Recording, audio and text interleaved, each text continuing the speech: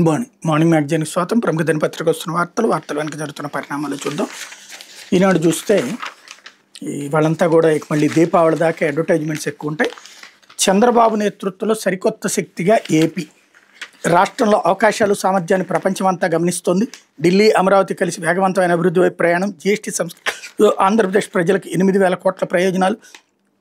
21వ శతాబ్దం భారతదేశాందే. Kurnool super GST super saving సభలో ప్రధాని మోడీ. వీళ్ళకి సంబంధించినటువంటి జర్నలిజంలో ఉండేటటువంటి వింత ధోరణి ఇదే.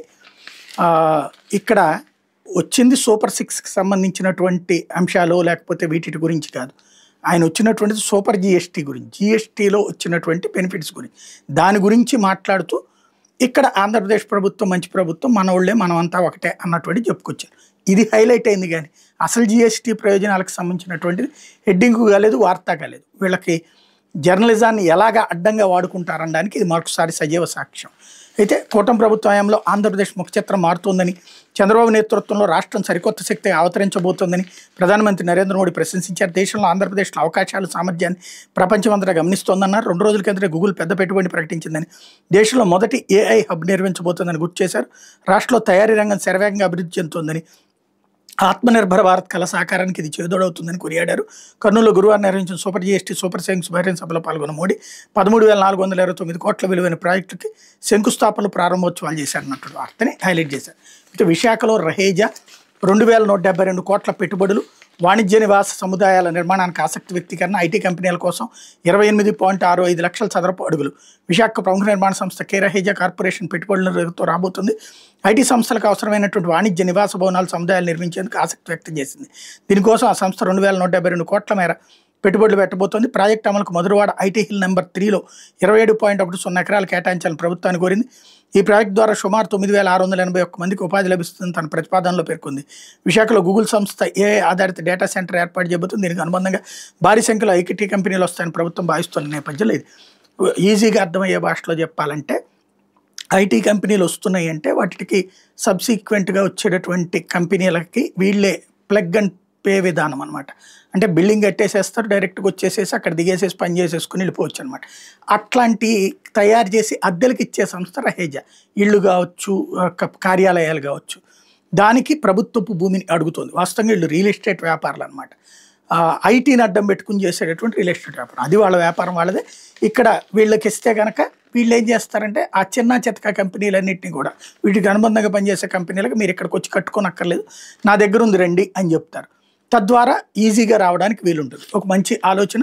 Google impact, AI centre impact తీసుకొస్తున్నటువంటి కొత్త పెట్టుబడి అని చెప్పచ్చు. రహేజా వస్తుందంటే పరిశ్రమలు, చిన్న చిన్న పరిశ్రమలన్నీ కూడా దీనికి అనుబంధ పరిశ్రమలు రావడానికి ఈజీగా ఉంటుంది. అయితే జీఎంసీ వద్ద 48.21 లక్షలు జమ చేశాం. హైకోర్టుకు నివేదించిన విజయసాయిరెడ్డి కుమార్తె నేహారెడ్డి 17.46 కోట్ల మేర ప్రకృతికి నష్టంపై స్పందన తెలపండి. నేహారెడ్డి అవ్యాస్కు హైకోర్టు ఆదేశం. విశాఖ జిల్లా భీమిలి బీచ్ వద్ద సిఆర్జెడ్ నిబంధనలకు విరుద్ధంగా బలమైన పునాదితో నిర్మించిన కాంక్రీట్ గోడ కూల్చివేతకై 48.21 లక్షల న్యాయస్థానం ఆదేశాలతో మహావిశాఖపట్నం నగరపాలక సంస్థ వద్ద జమ చేశామని మాజీ ఎంపీ విజయసాయిరెడ్డి కుమార్తె పెనక నేహారెడ్డి గురువారం హైకోర్టుకు తెలిపారు. ఆ కంపెనీ అభియాన్ రియల్టర్స్ కూడా ఇదే విషయాన్ని నివేదించింది. మరోవైపు కాంక్రీట్ గోడ నిర్మాణంతో పర్యావరణానికి ప్రకృతికి ఆన్ చేసినందుకు 17.46 కోట్ల మేర నష్టపరిహారం రాబట్టాలని కేంద్ర అటవీ పర్యావరణ మంత్రిత్వ శాఖ నేతృత్వంలో కమిటీ ఇచ్చిన నివేదికపై స్పందన తెలపాలని అభియాన్ రియల్టర్స్ నేహారెడ్డిని కోర్టు ఆదేశించింది. విచారణ వాయిదా వేసింది. హైకోర్టు ప్రధాన న్యాయమూర్తి justice Dhiraj Singh Thakur, justice R రఘునందరావుతో కూడిన ధర్మాసనం గురువారం ఈ మేరకు ఉత్తర్వులు ఇచ్చింది అన్నటువంటి వార్తని హైలైట్ చేశారు. ఇకపోతే ప్రాణం తీసిన సెల్ఫీ సరదా. జలాశయం ముందు గొంతులో పడిన 2 విద్యార్థులు, ఒకరి మృతి మరొకరు గల్లంతు. కర్నూలు జిల్లా గోనెగొండలో ప్రమాదం అన్నటువంటి వార్తని హైలైట్ చేశారు. జలాశయం నుంచి వస్తున్న నీటి వద్ద సెల్ఫీ తీసుకుంటుండగా 2 ఇంజనీరింగ్ విద్యార్థులు నీటి గొంతులో జారిపడ్డారు. ఈ ప్రమాదంలో విద్యార్థి ప్రాణాలు కోల్పోగా మరొకరు గల్లంతయ్యారు. కర్నూలు జిల్లాలోని గాజులు దిన్ని జలాశయం వద్ద గురువారం మధ్యాహ్నం ప్రమాదం జరిగింది అన్నటువంటిది హైలైట్ చేశారు. అంటే అమ్మ పోయిన ఆస్తే ముఖ్యమంటూ అక్క చెల్లెల పంతం. ఎస్ఐ చొరవతో 3వ రోజు అంత్యక్రియలు. కన్నతల్లిపై ప్రేమ మమకారం కంటే ఆమె వద్ద ఉన్న నగలు ఎక్కువైపోయాయి. ఆ కూతులకు మాతృమూర్తి చనిపోయి 3 రోజులైన ఆస్తి పంపకాలు తేలే వరకు అంత్యక్రియలు నిర్వహించబోమన్న పంతం పట్టారు.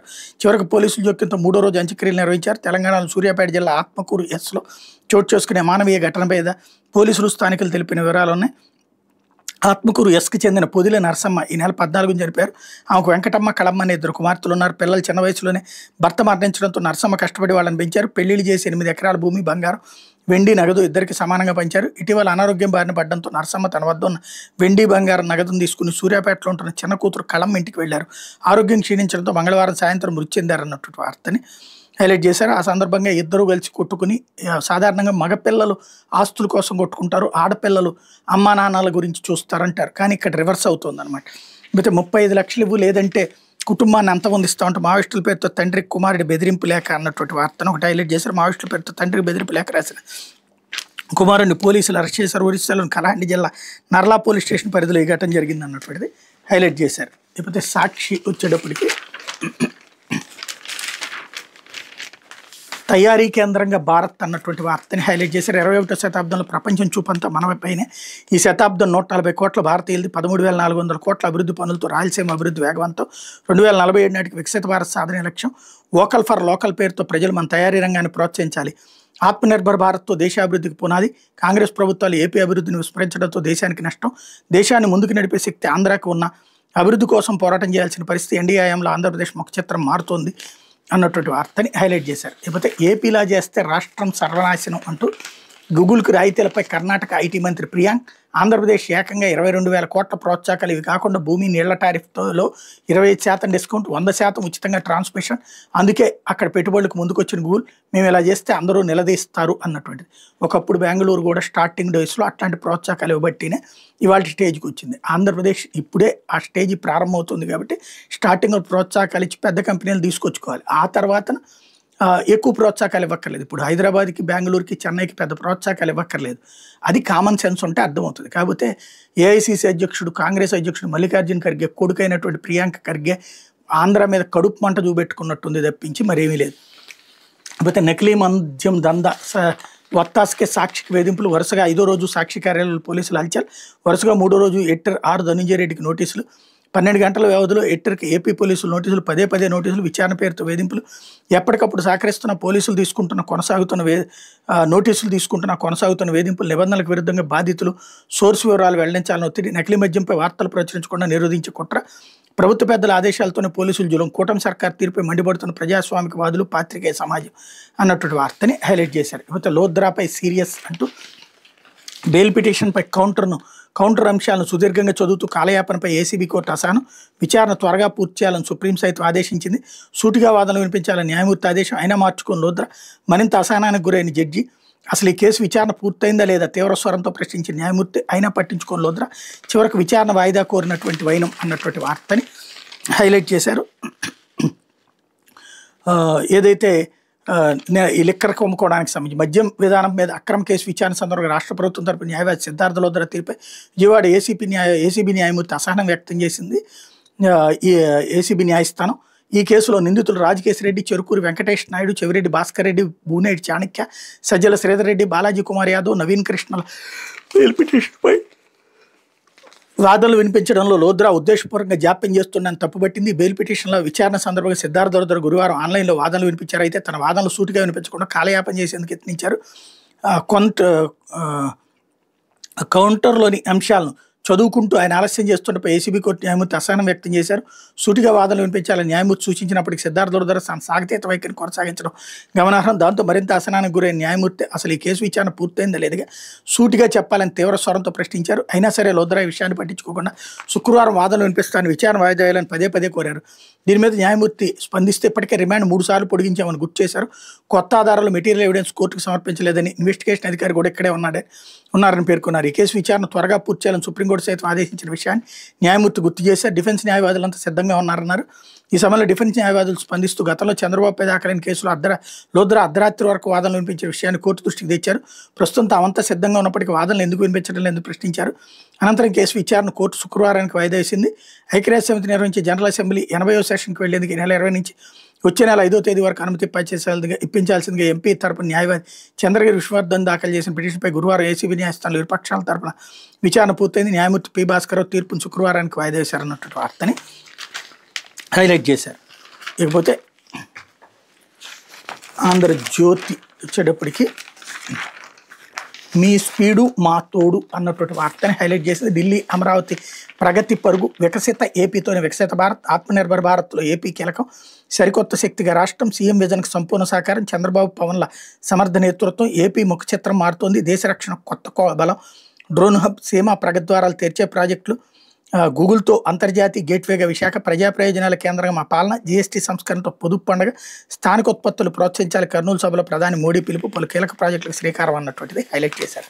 అయితే భారీగా లొంగుబాట్లు అంటూ కాంకేర్లో 50, బీజాపూర్లో 140 మంది, వీరిలో వాసుదేవరావు అలియాస్ ఆశన్న కూడా, ఆయన వెంటే నాయకులు రాజమల్లు, రనిత. నేడు ఛత్తీస్గఢ్ ముఖ్యమంత్రి సమక్షంలో తుపాకులు వేయనున్న మావోయిస్ట్ నేతలు. ఇంత భారీ ఎత్తున లొంగుబాట్లు ఇదే తొలిసారి.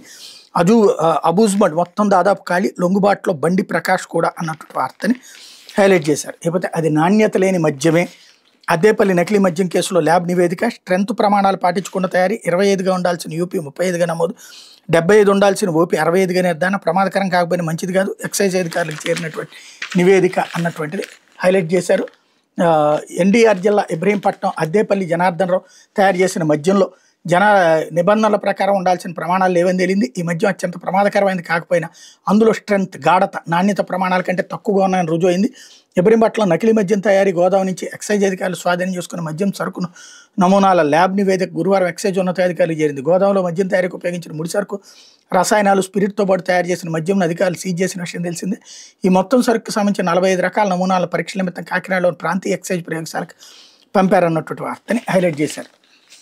లేకపోతే జోగి జగన్ కలిస్తే కల్తీ మద్యం తయారుంటూ రమేష్ని అరెస్ట్ చేస్తే పెద్దల పేర్లు బయటకు వస్తాయి, బుద్ధాయంకన జోగి రాసుకుంటే బూడిద రాలినట్టు.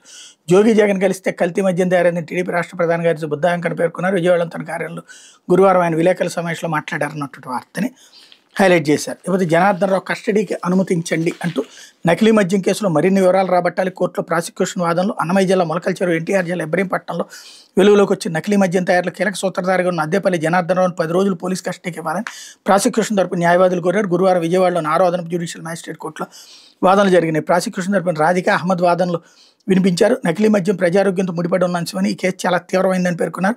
విచారణలో జనార్దన్ రావు కొన్ని విషయాలు మాత్రం వెల్లడించాడని, అతడితో పాటు సోదరుడు జగన్మోహన్ రావు నుంచి మరిన్ని వివరాలు రాబట్టడానికి కస్టడీకి ఇవ్వాలని కోర్టుకు విజ్ఞప్తి చేశారు.